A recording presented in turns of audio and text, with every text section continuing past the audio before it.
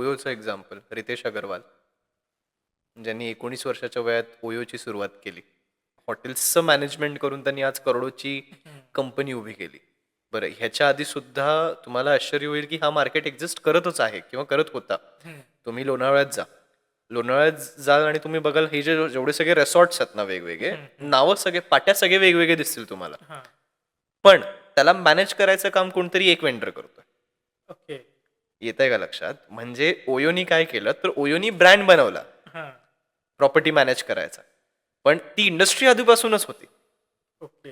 म्हणजे रितेश अगरवालनी सुद्धा काय त्यांनी ओळखलं की दिस इज ऑलरेडी गोइंग ऑन, की काही लोक असं हॉटेल्स घेऊन मॅनेज करतातच, फक्त आपण त्याला एक स्टँडर्ड लुक द्यायचा, आपण त्याला एक चेहरा द्यायचा, आपण रॅन्डम काही नाही करायचं, आपण ओयो म्हणजे क्वालिटी हे लोकांमध्ये प्रस्थापित करायचं, त्याला ब्रँड बनवायचा. ही आयडिया होती किंवा हा गॅप होता मार्केटमध्ये. प्रॉपर्टीज तर कोण पण मॅनेज कर, म्हणजे प्रॉपर्टीज आज पण मॅनेज करतात लोक. लोणावळ्यामध्ये जा, खंडाळ्यात जा, कर्जतला जा, रेसॉर्ट्स वेगवेगळे चालवायला दिलेत वेगवेगळ्या लोकांना, म्हणजे ओनर्सने चालवायला देऊन टाकले. ओयो तेच काम करतंय ना, हॉटेल्सच चालवतंय, फक्त ऍज अ ब्रँड ते चालवतंय.